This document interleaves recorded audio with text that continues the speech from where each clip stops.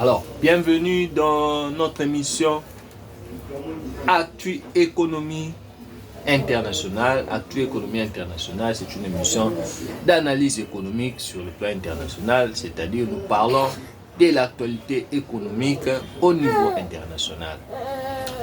Mais je vous signale que nous sommes au Congo, Kinshasa bien sûr, nous émettons partie du Congo Kinshasa.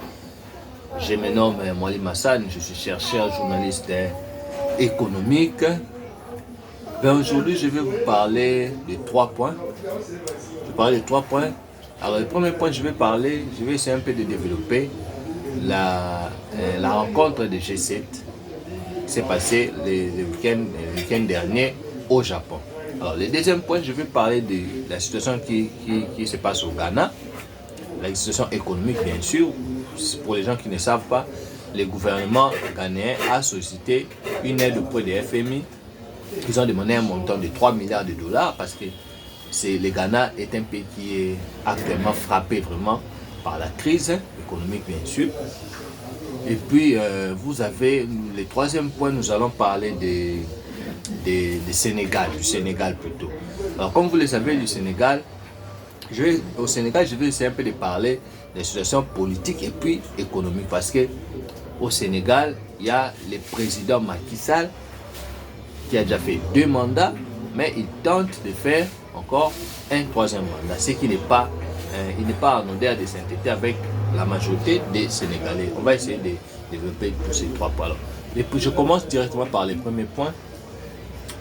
Comme vous le savez, les G7. Les G7, c'est une association, je peux dire ça, c'est une association de 7 pays les plus riches du monde, des pays qui sont très avancés sur le plan économique, des pays industrialisés. Alors ces pays, ils se rencontrent chaque année, ils choisissent les pays.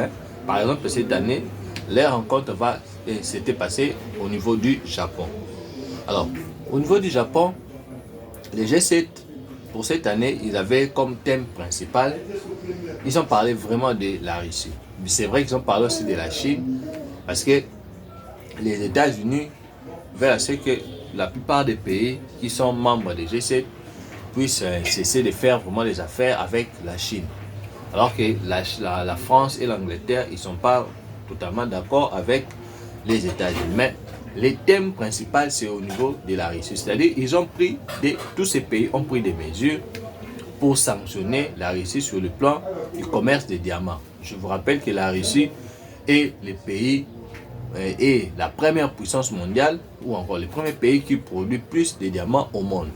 Alors ils veulent que beaucoup de pays, ou encore la plupart des pays membres du G7, les pays industrialisés, les pays qui sont avancés sur le plan économique, ils veulent que ces pays ne puissent plus faire du commerce avec la Russie. Parce que, en quelque sorte, lorsque vous faites le commerce des diamants avec la Russie aura des liquidités, et puis ces liquidités vont lui permettre de faire encore plus de recherches sur le plan d'armement. La Russie va avoir beaucoup d'armes et tout, et puis ça va vraiment lui faciliter pour faire la guerre. Alors, il y a maintenant quelques pays, par exemple, je vais vous citer les cas, quelques pays qui ne sont pas aussi d'accord face à cette mesure. Ils trouvent que c'est vraiment, ça va vraiment empêcher, ça va handicaper beaucoup de pays parce qu'il y a beaucoup de pays qui dépendent aussi, qui vivent aussi de ces commerces.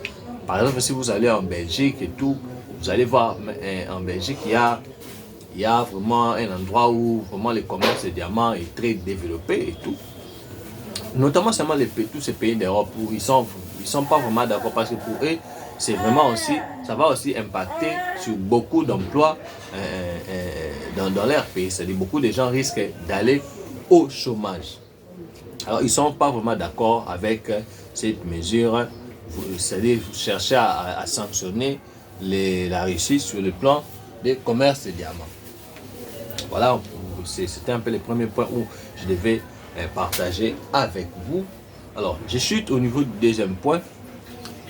Je vais parler de la situation du Ghana. Le Ghana est un pays, en tout cas c'est un pays qui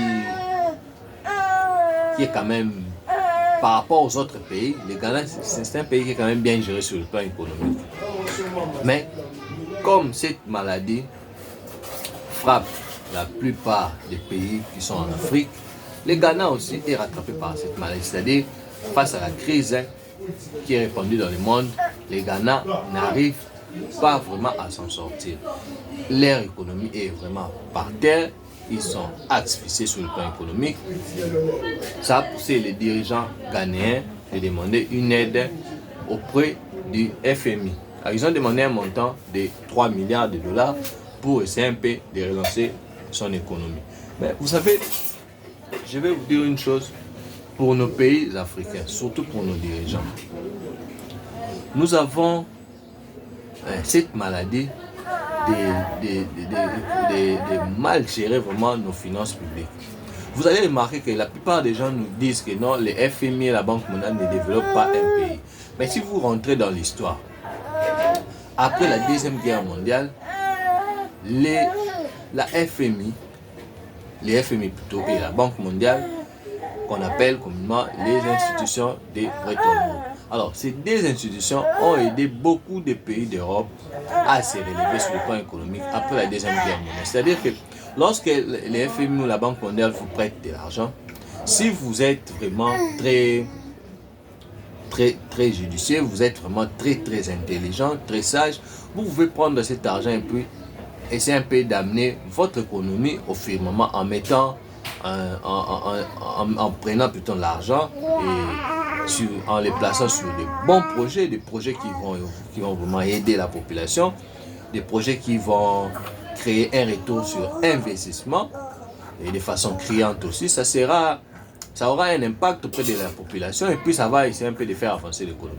Mais chez nous, nos dirigeants, même quand ils prennent l'argent point du FMI, même de la Banque mondiale, ils ont la confusion de confondre toujours l'argent du FMI et peut-être leur propre argent qu'ils disposent dans leur caisse ou dans leur compte en banque. C'est-à-dire que lorsque les FMI et la Banque mondiale nous prêtent de l'argent, nos dirigeants, au lieu d'utiliser pour de bons projets pour soutenir la population, ils prennent cet argent pour utiliser, pour faire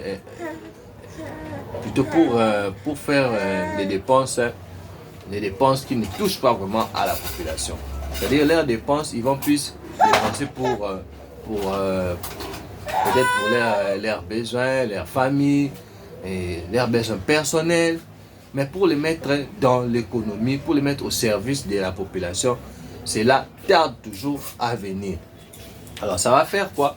Lorsqu'un président quitte le pouvoir, il va laisser une dette auprès de sa population. En laissant la dette auprès de sa population, maintenant c'est la population maintenant qui va souffrir parce qu'il y aura encore un autre président qui va venir dans les jours à venir. Et ce président, quand il va venir, au lieu de faire des réels projets, au lieu de s'occuper de sa population, d'abord, les présidents auront encore la lourde tâche de chercher l'argent pour essayer de rembourser la dette que son prédécesseur avait contractée. Tout ça, ça freine le décollage économique de l'Afrique. Ça freine l'avancée économique de l'Afrique. Ça crée, comment dirais-je, ça crée un ralentissement économique. Ça ne favorise pas l'inclusion de la majeure ou encore la grande partie de la population dans la richesse par exemple qui est créée au pays. Beaucoup de gens seront toujours exclus dans le processus du développement. Donc bien sûr que j'ai parlé du Ghana, mais c'est une interpellation pour tous les dirigeants africains qui ont souvent l'habitude d'aller au niveau du FMI ou la Banque mondiale pour demander de l'argent, tout demander une aide, ce qui n'est pas en économie, ce qui n'est pas totalement prohibé, mais c'est au niveau de l'utilisation. Lorsqu'on vous donne l'argent, c'est au niveau de l'utilisation là où ça crée vraiment des problèmes. Parce que vous allez voir dans nos médias, ça circule, les informations circulent partout. Tel pays a eu autant d'argent, tel pays a eu autant d'argent. Mais lorsque vous allez vous venez par exemple auprès de la population, vous essayez un peu de voir les quotidiens, vous essayez un peu de voir l'économie réelle, vous essayez un peu de voir qu'est-ce que les dirigeants ont fait avec cet argent. Vous allez voir qu'il n'y a toujours rien, il n'y a pas d'avancement. Je vais par exemple vous donner un exemple au niveau du Congo, par exemple Kinshasa. Lorsque le président Tshisekedi il avait débuté avec son pouvoir, par exemple, en 2019. Le président Tshisekedi avait une initiative, une très bonne initiative pour soutenir l'enseignement, c'est-à-dire il avait lancé le programme de gratuité de l'enseignement. Mais le président sur place n'avait pas assez de finances pour soutenir ces projets. Alors il avait eu un financement auprès de la Banque mondiale. Mais lorsque le président a eu un financement auprès de la Banque mondiale pour en retour essayer de financer la gratuité de l'enseignement, cela n'avait pas totalement vraiment l'argent en fait que le président avait eu auprès de la Banque mondiale, ça n'a pas totalement ça n'a pas totalement servi cette gratuité de l'enseignement, parce que nous avons remarqué que cet argent, il y a eu des ministres qui se sont servis de cet argent pour leurs besoins personnels. Ils ont détourné l'argent, alors que cet argent pouvait construire par exemple des écoles. Cet argent pouvait construire aussi des centres de formation. Parce que vous ne pouvez pas lancer la gratuité d'enseignement avec un nombre d'écoles réduit. Ça ne va pas marcher. Donc il faut vraiment, c'est ce que je conseille toujours aux dirigeants ghanéens, c'est bien, vous êtes en train de planifier qu'il y a, l'économie ne marche pas, les Ghana n'arrivent pas à résister face à la crise, vous demandez de l'aide auprès du FMI. Mais lorsque le FMI va vous donner, cet argent, utilisez cet argent pour le bien-être de la population. Ayez des bons projets, ciblez des bons projets, des projets qui vont être des projets intégrateurs, c'est-à-dire des projets qui vont rassembler un grand nombre de la population ghanéenne, des projets qui vont être des projets vraiment qui vont sauver la majorité de la population, parce que les 3 milliards de dollars, c'est quand même un montant, un grand montant, un montant qui va vraiment aider beaucoup de gens au niveau du Ghana. Même, je sais que souvent nos dirigeants ont tendance à subventionner les différents secteurs. Alors, lorsque vous entrez par exemple, vous prenez l'argent pour subventionner différents secteurs, il faut voir vraiment les secteurs où vous allez retrouver plus, où il y a beaucoup de pauvres, où il y a beaucoup de gens qui vivent vraiment dans la difficulté. Alors, c'est dans ces secteurs-là que vous devez apporter des subventions pour soutenir l'économie ghanéenne. Alors, pour le troisième point, je vais parler du Sénégal. Comme vous le savez, le Sénégal, c'est un grand pays, c'est un pays que j'aime beaucoup. C'est un pays où même les présidents acteurs, en tout cas moi, en tant que Congolais, j'apprécie beaucoup les Sénégalais. Je trouve que les Sénégalais, ce sont des gens sérieux, même la façon donc de diriger leur pays. Et puis j'ai le temps en tant que musulman, bien sûr, j'ai le temps de côtoyer beaucoup de Sénégalais, même ici à Kinshasa. Je trouve que les Sénégalais, ce sont quand même des gens qui respectent quand même leurs paroles. Mais la réalité qui se passe au Sénégal, c'est le président Macky Sall qui tente de faire un troisième mandat. Alors, le troisième mandat en question, beaucoup de gens au Sénégal ne sont pas d'accord avec lui. Mais le président Macky, si nous rentrons un peu, nous essayons un peu de rentrer un peu dans le passé, le président Macky Sall était, je pense que c'était même parmi les gens qui étaient contre le troisième mandat de Abdoulaye Wade. Parce qu'Abdoulaye Wade c'est l'ancien président que le président Macky avait remplacé. Abdoulaye Wade voulait faire aussi un troisième mandat. Même on l'avait interdit, même les Français, tout le monde était contre lui. Mais Abdoulaye Wade voulait toujours faire le troisième mandat. Ni était la révolte, les soulèvements populaires.